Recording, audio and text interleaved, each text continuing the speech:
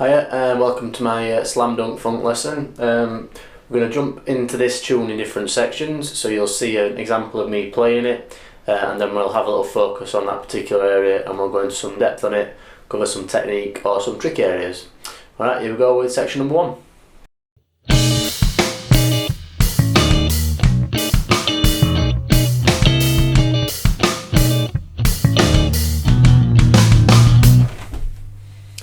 So what's going on here in section A, you've got a B13 sharp 9 chord.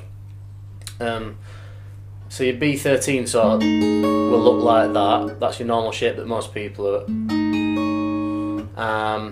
that are most used to. You might have played it a little bit different before.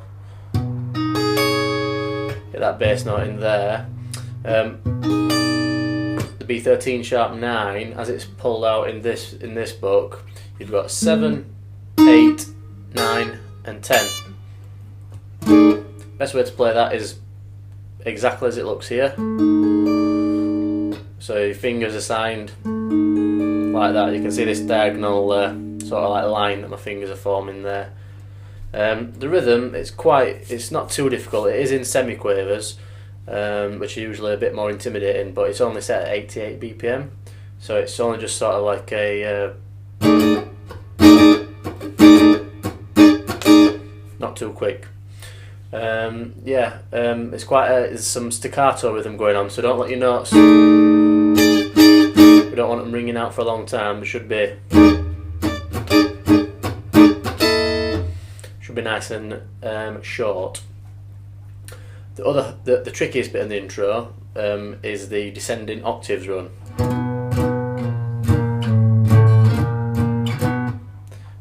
I'm playing that with my little finger. And the strumming pattern for this is down, down. It's hard to play it slowly, so make sure you're getting the slides in the right place.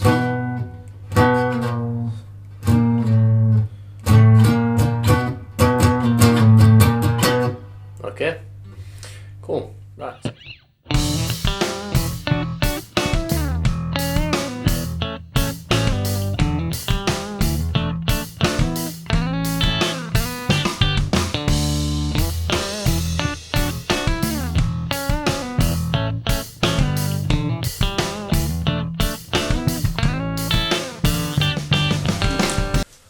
Section B forms the main body of the tune. It's the main riff that keeps circling round. It's got a couple of variation sections, but you really want to make sure you're hitting this beat properly. That's like your theme for the tune. Quite a funky riff. It probably resembles a lot of stuff that you've already heard before. So make sure you're getting that hammer on and that quarter tone bend. If you don't play that, it doesn't really have as much sort of creativity or sort of no stylistic element to it, which is what people are starting to look for at this sort of grade. Then you've got your bends. You've got a lot of string muting and bends here, so I'll just play this section quite slowly for you.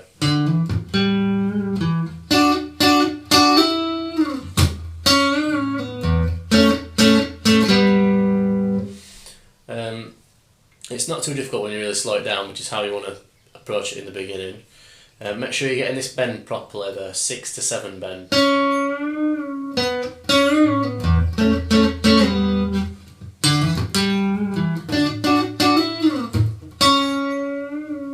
Don't overbend it.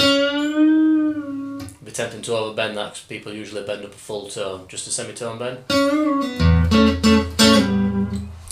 Okay, and the fingering positions that I'd advise you to use for the last bar of this section, you've got a slide, so I'd start going from 2 to 6 with your second finger, which will allow you to flatten that first finger across for the double stop there for those two notes. Same again.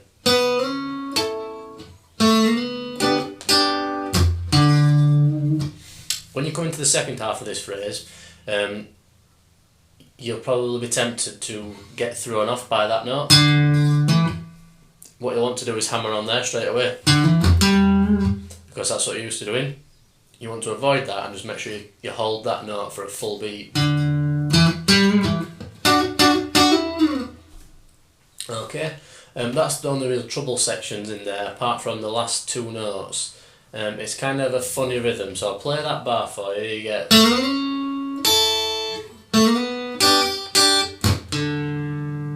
like that.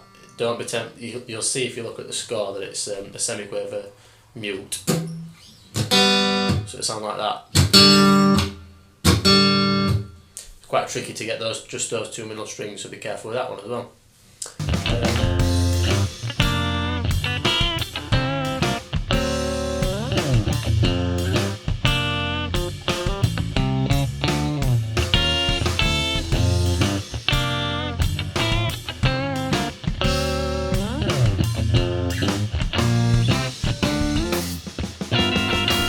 So this is a really tricky one to get the bends in. So you've got, that is what you want to be listening for. I think it's easier to play this as like one flowing phrase rather than analysing it half and half, so I'll just play it all for you.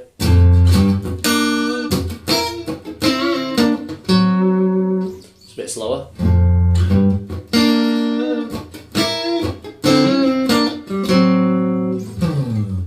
Slide in there as well, so you've got this octave shape again, that bend,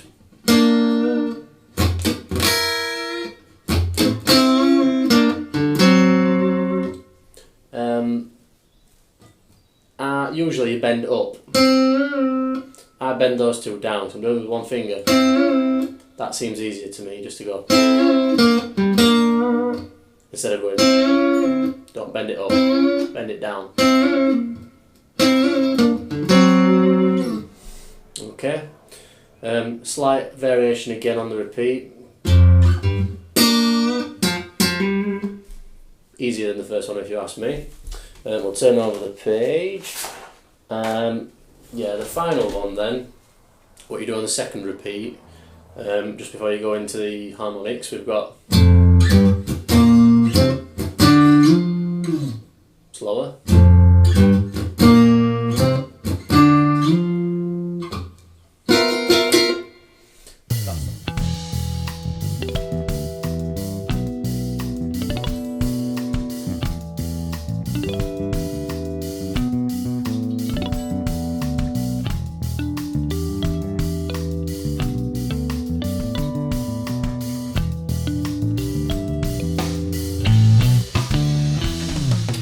So this harmonics section is quite simple really. Harmonics shouldn't be too much of an issue for grade 5 now.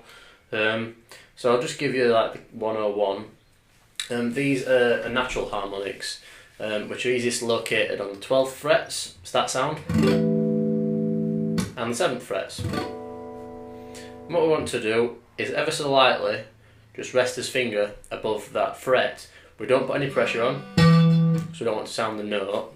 We just let it, that's the harmonic, that's what we call it. And I advise you to sort of roll your finger across the neck like that to get the nicest sound out of these.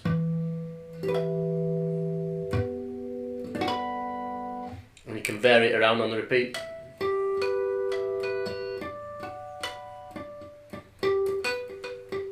Anything you want really, as long as you're happy with it. Just be careful for the second repeat for that.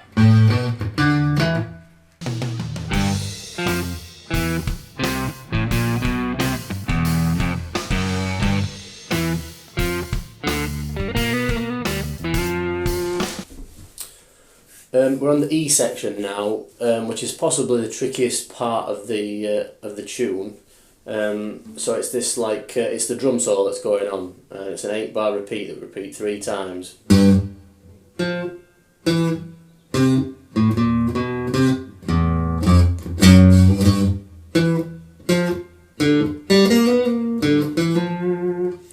Usually I'd really get on to people about staying in position. For this one I think it's easier to use your third finger for the G, the little finger for that F there.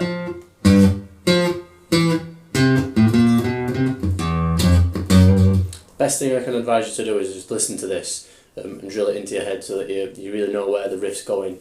The last bit, these slides, when I first did this I was tempted to go for the but if you're using your third finger for that B flat note, should be alright.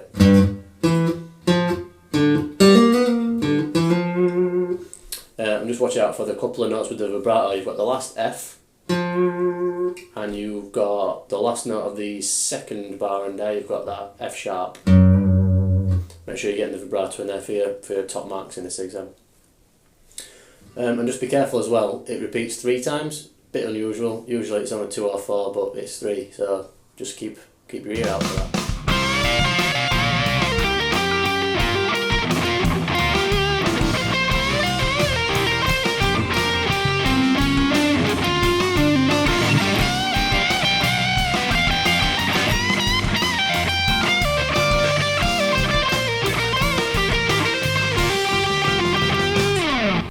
The guitar solo section, I just played something in a pentatonic. Lots of nice characteristic bends. So what I'm doing there is I've got frets 17 and 18, and I'm just bending that note so it matches this note.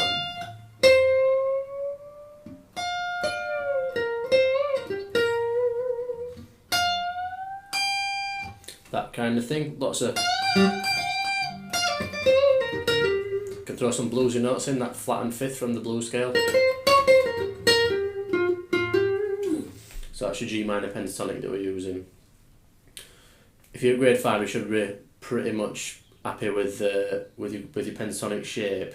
Just think of developing some melodic ideas. Don't just hit as many notes as you can. Stylistic elements, keep saying this. It should bend. Couple of double stops like that. Hammer-ons. Hammer-ons are especially prominent in this tune with your riff, so plenty of that.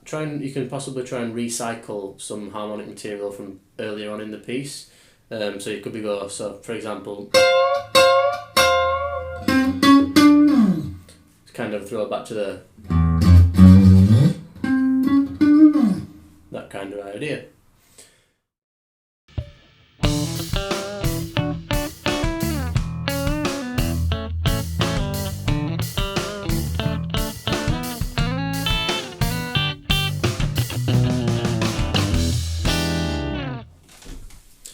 Your final section then, the G section, it's pretty much a repetition of the earlier B section, so it's that riff again.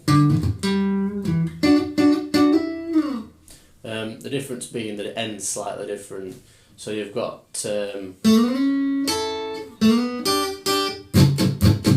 you've got your slides down.